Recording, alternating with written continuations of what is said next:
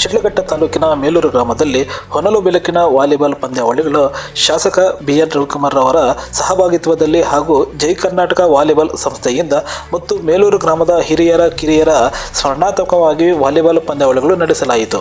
ಈ ಪಂದ್ಯಾವಳಿಗಳಲ್ಲಿ ಮೊದಲನೇ ಬಹುಮಾನ ಟ್ರೋಫಿಯೊಂದಿಗೆ 1 ಲಕ್ಷ ನಗದು, ದ್ವಿತೀಯ ಬಹುಮಾನ ಟ್ರೋಫಿಯೊಂದಿಗೆ 75,000 ನಗದು, ತೃತೀಯ ಬಹುಮಾನ ಟ್ರೋಫಿಯೊಂದಿಗೆ 50,000 ನಗದು, 4ನೇ ಬಹುಮಾನ ಟ್ರೋಫಿಯೊಂದಿಗೆ 25,000 ನಗದು ಹಣವನ್ನು ಆಯೋಜನೆ ಮಾಡಲಾಗಿತ್ತು.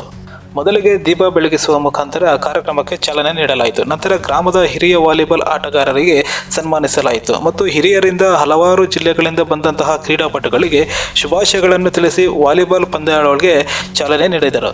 ಸತತ 2 ದಿನಗಳಿಂದ ನಡೆದ ರೋಚಕ ಪಂದ್ಯಾವಳಿಗಳಲ್ಲಿ ಮೊದಲನೇ ಬಹುಮಾನವನ್ನು ಸರ್ಜಾಪುರ ಜೈಭೀಮ್ ತಂಡವು ತಮ್ಮ ವಶಕ್ಕೆ ಪಡೆಯಿತು. ಇನ್ನು ದ್ವಿತೀಯ ಬಹುಮಾನವನ್ನು ಹಾಸನ ಟೀಮ್ ವಶಕ್ಕೆ ಪಡೆದರೆ ತೃತೀಯ ಬಹುಮಾನವನ್ನು ಮೇಲೂರು ರಿಪಬ್ಲಿಕ್ ತಂಡವು ವಶಪಡಿಸಿಕೊಂಡಿತು. 4ನೇ ಬಹುಮಾನ ರೆಡ್ಡಿ ತಂಡವು ತಮ್ಮ ವಶಕ್ಕೆ ಪಡೆದು ಗೆದ್ದಂತಹ 4 ತಂಡದ ನಾಯಕರಿಗೆ ಟ್ರೋಫಿ ನಗದು ನೀಡಿ ಗೌರವಿಸಲಾಯಿತು. ಅಲ್ಲಿ ನೆಲೆಸಿರುವ ಕ್ರೀಡಾಪಟುಗಳಿಗೆ ವೀಕ್ಷಕರಿಗೆ ಯಾವುದೇ ರೀತಿಯ ಸಮಸ್ಯೆಗಳಿಲ್ಲದೆ ಉತ್ತಮ ರೀತಿಯ ವ್ಯವಸ್ಥೆಗಳನ್ನು ಕಲ್ಪಿಸಲಾಗಿತ್ತು.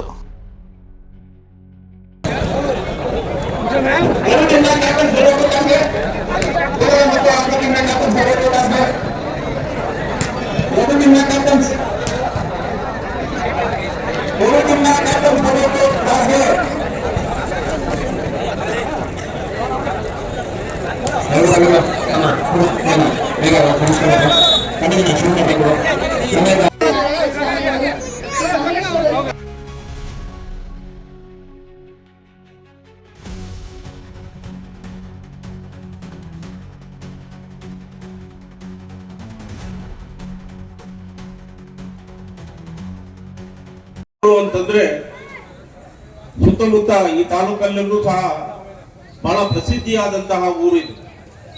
ಅದರಲ್ಲಿ ವಾಲಿಬಾಲ್ ಅಲ್ಲಿ ಅನೇಕ ಯುವಕರು ವಾಲಿಬಾಲ್ ಅಲ್ಲಿ ಬಹಳ ಗುರುತಿಸಿಕೊಂಡು ಈ ಊರಲ್ಲಿ ರಾಜ್ಯ ಮಟ್ಟದಲ್ಲಿ, ರಾಷ್ಟ್ರೀಯ ಮಟ್ಟದಲ್ಲಿ, ನಮ್ಮ ರಾಜ್ಯ ಮಟ್ಟದಲ್ಲಿ ನಮ್ಮ ಡಿ ಮುನ್ಸಾಮಯ್ಯನವರು ಅಂದ್ರೆ ಪೊಲೀಸ್ ಮುನ್ಸಾಮಿ ಅವರು, ಅಶೋಕ್ ಅವರು ನ್ಯಾಷನಲ್ ಅಂತ ಇದರಲ್ಲಿ ರಾಜ್ಯ ಮಟ್ಟದಲ್ಲಿ, ರಾಷ್ಟ್ರೀಯ ಮಟ್ಟದಲ್ಲಿ ಅನೇಕ ಉತ್ತರ ಪ್ರದೇಶ, ಚಂಡೀಗಢ, ಬೇರೆ ಬೇರೆ ಕಡೆಗಳೆಲ್ಲೂ ಇವತ್ತು ಅವರು ಹೆಸರು ಮಾಡಿ ಮೇಲೂರಿಗೆ ಒಳ್ಳೆ ಹೆಸರು ತಂದುಕೊಟ್ಟಿರುವಂತಹದ್ದು ಕ್ರೀಡಾಪಟುಗಳಿರುವಂತಹ ಇದು.